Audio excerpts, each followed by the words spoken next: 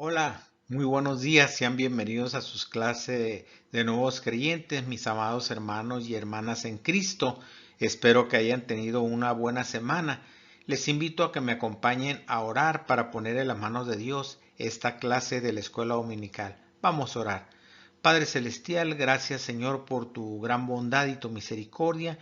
Y Señor, te pedimos que llegue a nuestro corazón, Señor, tu sabiduría, Señor, y que podamos asimilar las enseñanzas de tu palabra. Te pido, Señor, que seas con nosotros, Señor, y que no dejes a ninguno de mis hermanos, Padre Celestial, que nunca falte el pan en su mesa, Señor, ni a su puerta llegue enfermedad o mal alguno. Te pido que perdones nuestras faltas en el nombre santo y poderoso de Cristo Jesús, Señor. Amén. Bien, hermanos, vamos a continuar ahora con nuestra clase de la escuela dominical. Hermanos, nosotros seguimos estudiando las doctrinas cristianas. Ya vamos en la lección número 20, que se refiere a la venida del Señor Jesucristo, y seguimos aún en la página 22. Ya estamos en el punto final, que es el número 7, que dice que este juicio determinará dónde será el estado final de los hombres, ya sea en el cielo o en el infierno, sobre las bases de la justicia divina. Entonces, hermanos, sigamos estudiando esta doctrina. Recordando lo que vimos la semana anterior, hicimos un recorrido de lo que dicen las escrituras acerca del tribunal de Cristo y reiteramos, hermanos, representa las posturas más firmes de acuerdo a lo que afirman los textos bíblicos de la palabra de Dios, de los sucesos que están incluidos en las profecías del final de los tiempos. Hermanos, no pretendemos saber más que nadie, ni creemos, hermanos, que tengamos la verdad absoluta. Simple y sencillamente, hermanos, decimos lo que dice la palabra de Dios. Hermanos, aprendimos que este juicio, esto sí es seguro, hermanos, es solo para creyente y no tiene nada que ver, hermanos, con los juicios mencionados en Mateo 13 o en Mateo 25, que se refiere al juicio de las naciones, o con el juicio del gran trono blanco que estudiaremos la próxima semana.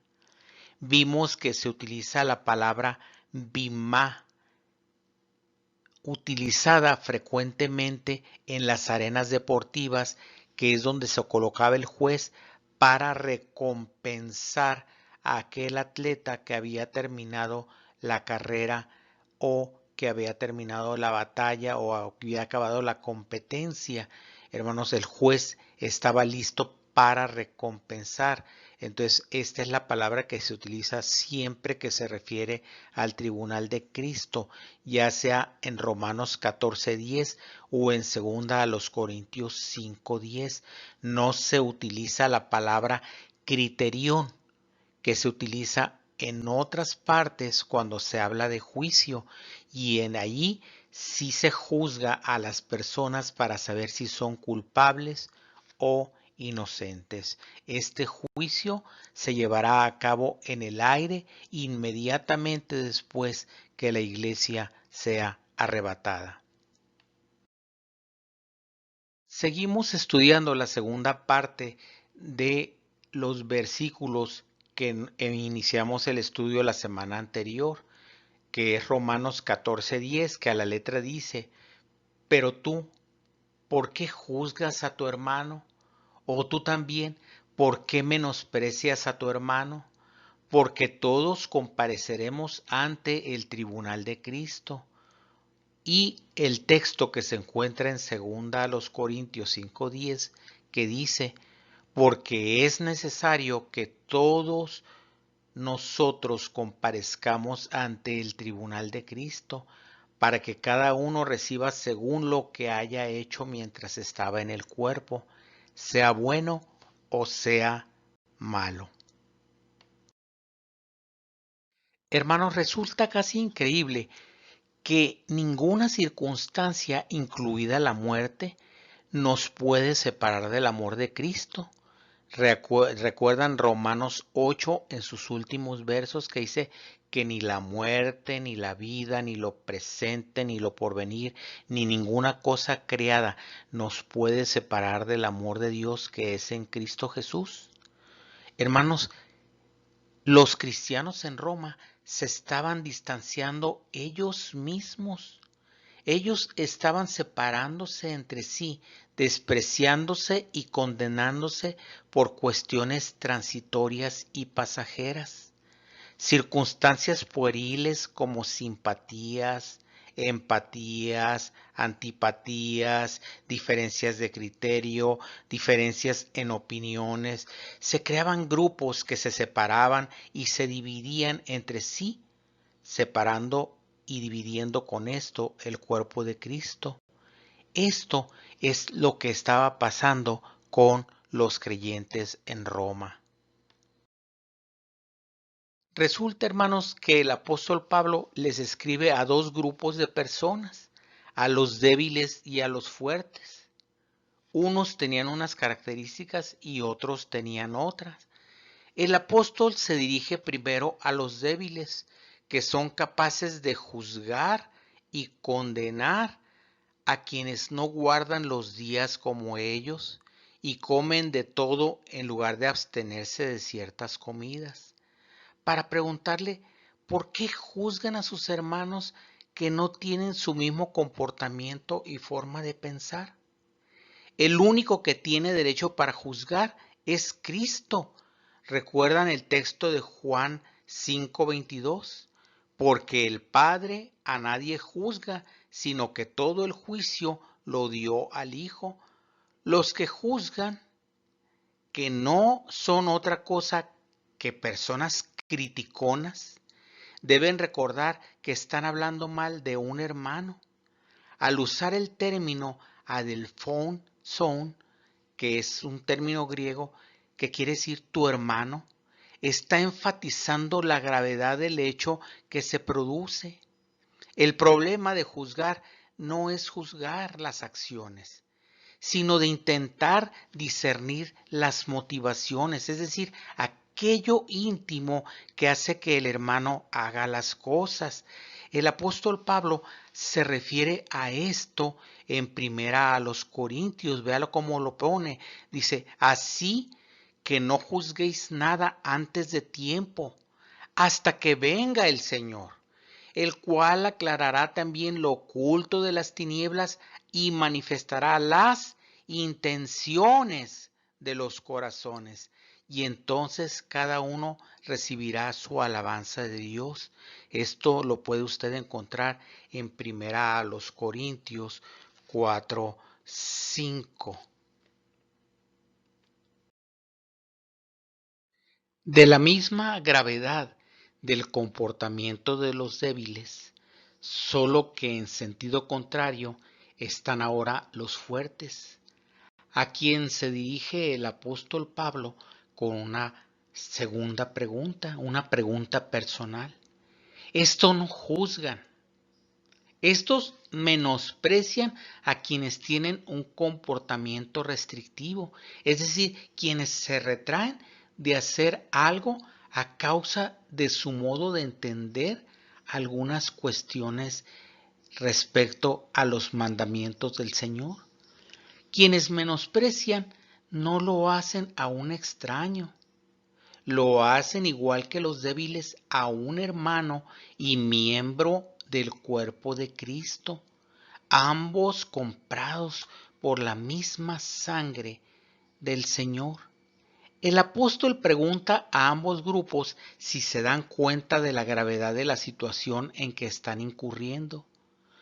Nuestros hermanos y hermanas en Cristo no vamos a ser llamados por nuestro Señor a rendir cuenta por los pecados y fallas de otros. Hermano, que no le preocupe lo que está haciendo la otra persona.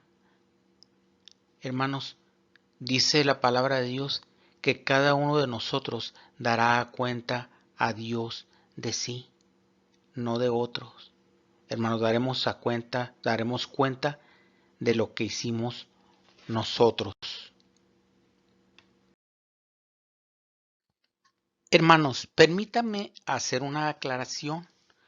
Las dificultades y los grupos nacen de un desconocimiento real de que Cristo en su muerte y como consecuencia de ella nos ha convertido a todos los cristianos en hermanos. La relación fraterna se establece en el amor de Cristo. Cristo lo estableció para todos los suyos.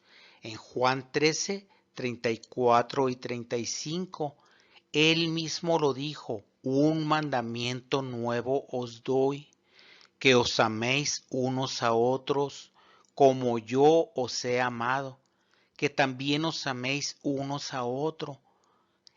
En esto conocerán todos que sois mis discípulos, si tuviereis amor los unos por los otros.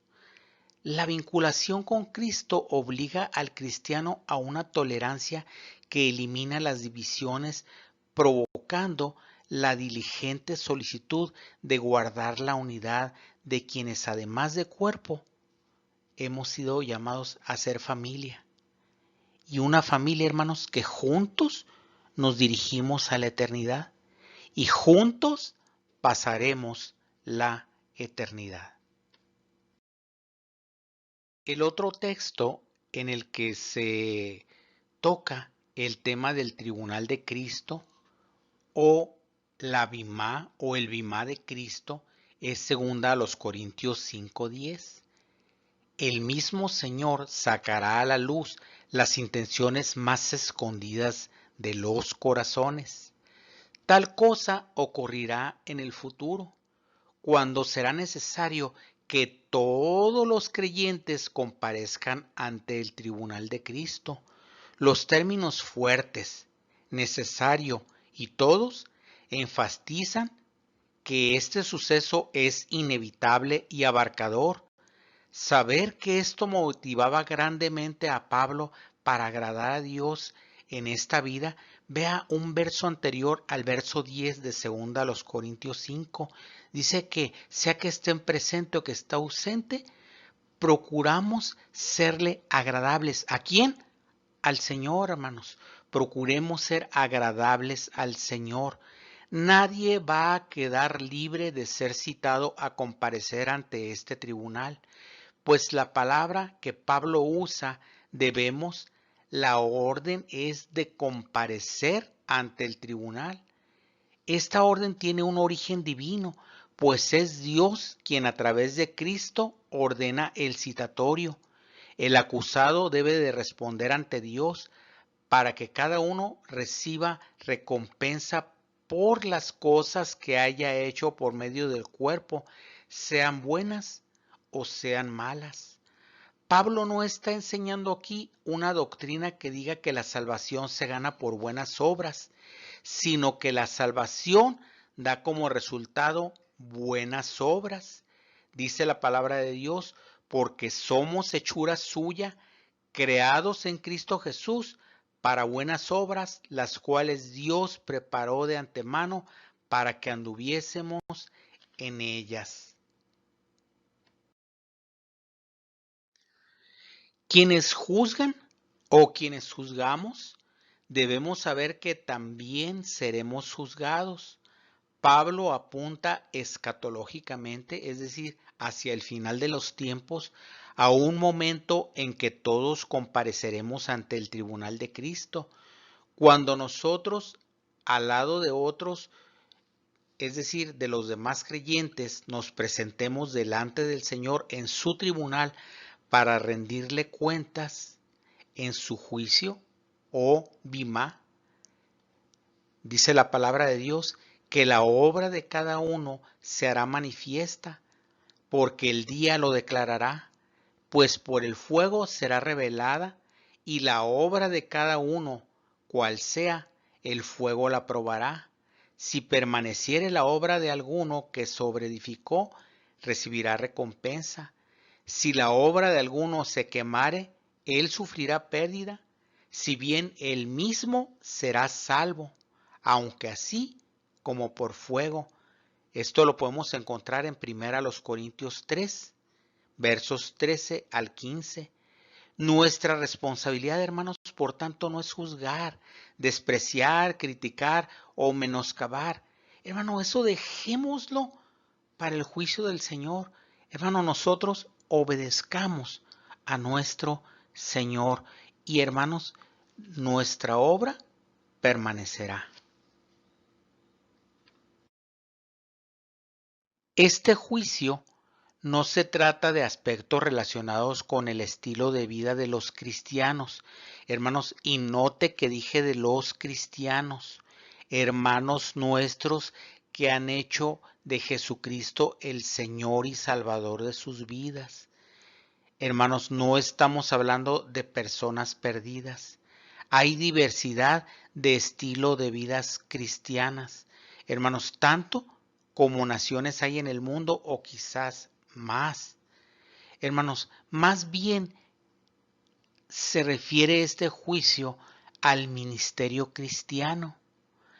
Déjeme decirle que la idea del cuerpo de Cristo, enseñado en forma metafórica como un edificio, se repite a lo largo del Nuevo Testamento.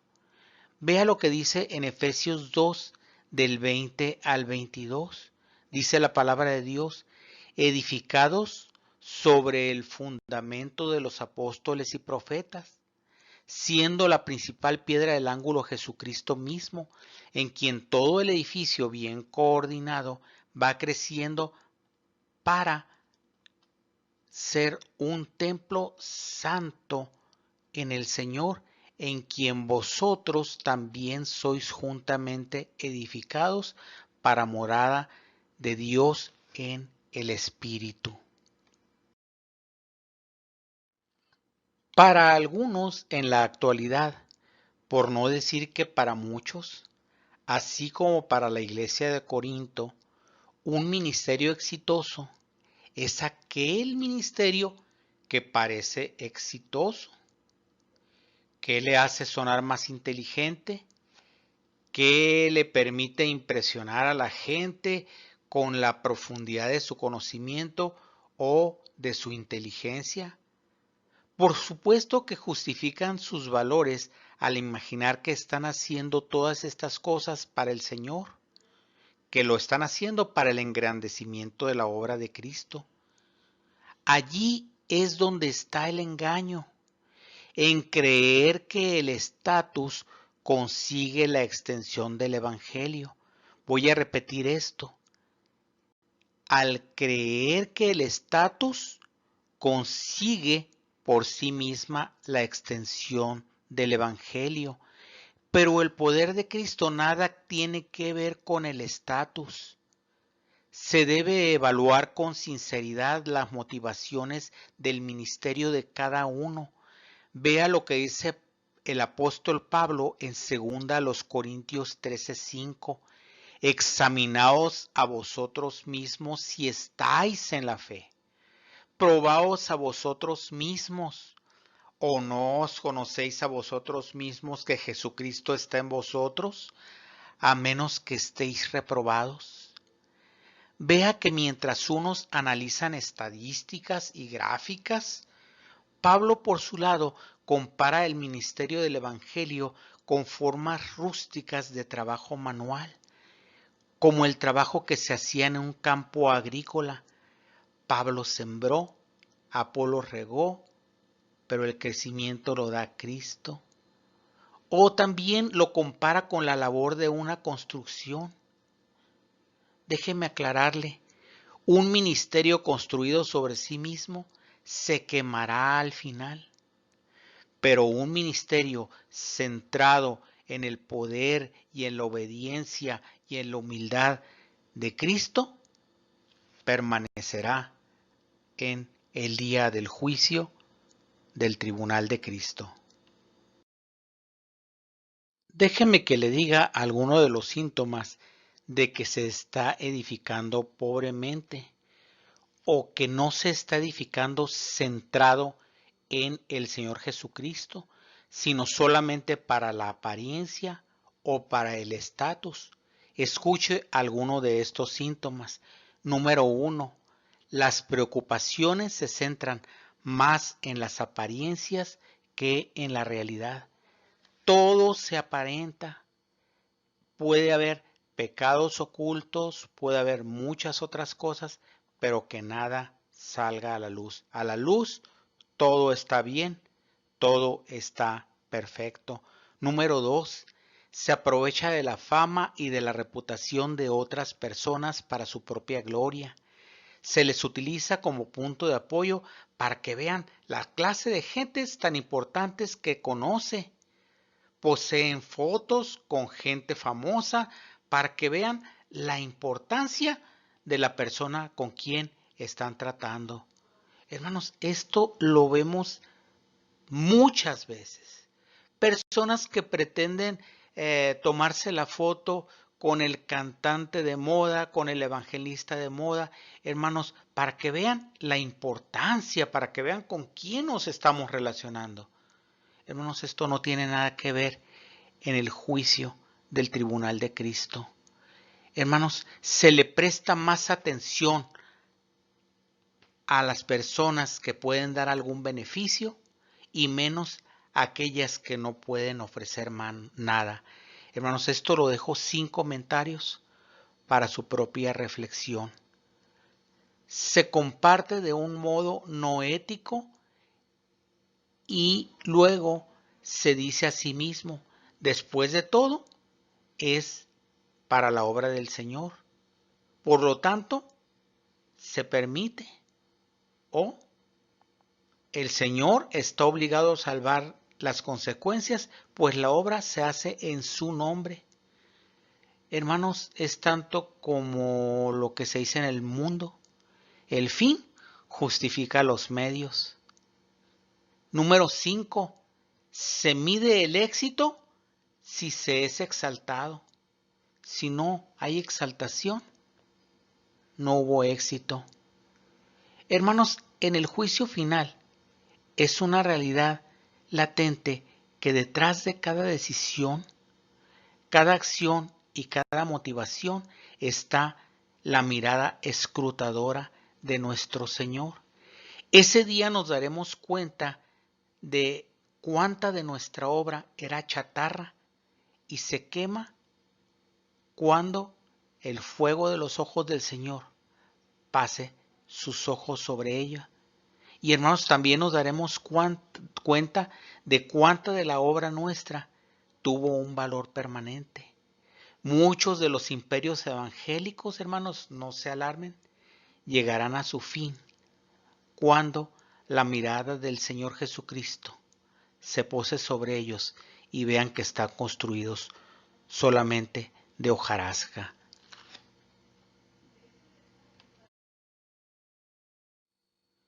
Lo maravilloso del Señor es que Él no mide según mide el mundo. El Señor mide según su palabra y según lo que Él mandó en la Escritura. Hermanos, no nos juzga por cuánta gente le ve o cuánta gente le oye. Antes bien, si la gente que le vio o le escuchó, vio a Cristo en usted.